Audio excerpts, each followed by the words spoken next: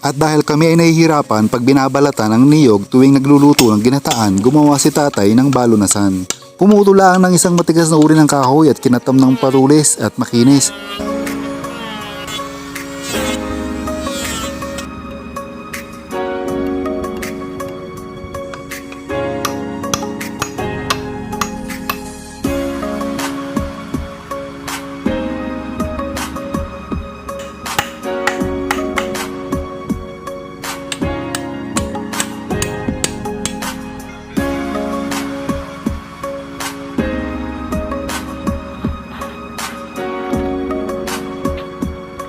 Nilagyan ng paa at siniguradong matibay.